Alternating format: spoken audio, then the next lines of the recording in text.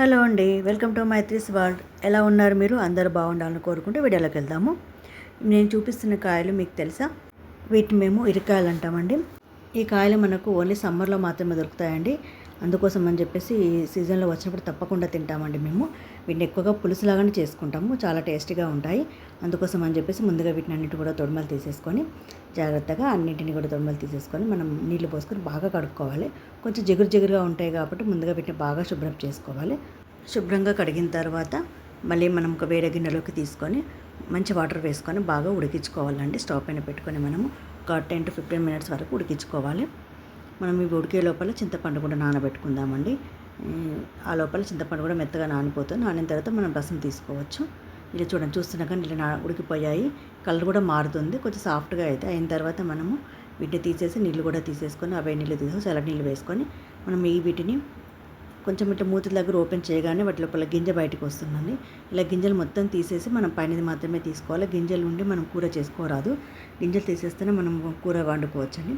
ఇలాగ మిగతా అన్నింటిని కూడా మనం గింజలు తీసేసుకోవాలి. కొంచెం జిగురుగా ఉంటుంది, కానీ కూర వండిన తర్వాత అలాంటి జిగురు ఏమి ఉండదండి. ముందు మాత్రమే అలా అనిపిస్తుంది.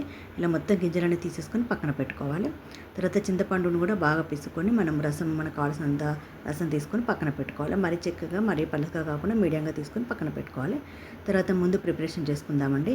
దీనికి ఒక మసాలా గ్రేవీ తయారు చేద్దాం. దానికోసం అని చెప్పి ఒక చిన్న కడాయి పెట్టుకొని అందులో ఆయిల్ వేసుకొని మనం ఉల్లిపాయల ముక్కల్ని సన్నగా కట్ చేసి వేసుకోవాలి. అందులోనే ఒక స్పూను మెంతులు, ఒక పెద్ద స్పూన్ జీలకర్ర వేసుకొని బాగా ఫ్రై చేసుకొని వాటిని పక్కన పెట్టుకొని చల్లారనివ్వాలి.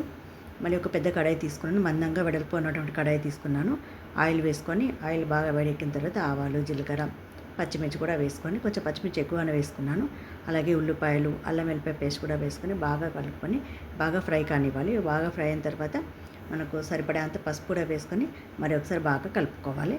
ఇలా కలిపిన తర్వాత మనము తీసి పెట్టుకున్నటువంటి ఇరక్కాయలను వేసుకొని బాగా కలుపుకోవాలి. వీటికి ఆయిల్ అంతా కూడా పట్టేలాగా బాగా కలుపుకోవాలి. తర్వాత సరిపడేంత కారం, ఉప్పు కూడా వేసుకొని మరి ఒకసారి బాగా ఫ్రై చేసుకోవాలి. కొంచెం ఉప్పు కారం పట్టిన తర్వాతనే మనము చింతపండు యొక్క పులుసు వేసుకోవాలి, ముందే వేయొద్దు.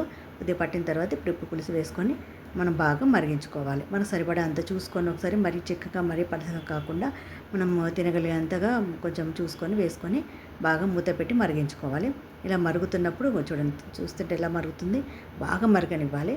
ఇలా మరుగుతున్నప్పుడు మనము ముందుగా ఫ్రై చేసి పెట్టుకుంటే ఉల్లిపాయ పేస్ట్ని మిక్సీ పట్టుకొని పేస్ట్ అంతా కూడా ఇందులో వేసుకొని బాగా కలుపుకొని మరగనివ్వాలి. తర్వాత మనకు కావాల్సినంత కరివేపాకు కూడా వేసుకొని కొంచెం సిమ్లో పెట్టుకొని బాగా మరిగించుకోవాలి. ఇలా మరుగుతున్నప్పుడే మనకు కావాల్సినంత ధనియాల పొడిని కూడా వేసుకోవాలి.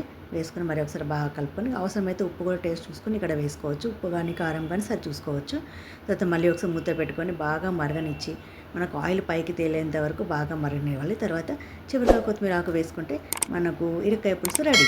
మీకు ఈ వీడియో నచ్చినట్టయితే లైక్ చేయండి, షేర్ చేయండి, కామెంట్ చేయండి మరియు సబ్స్క్రైబ్ చేయడం మొత్తం మర్చిపోకండి.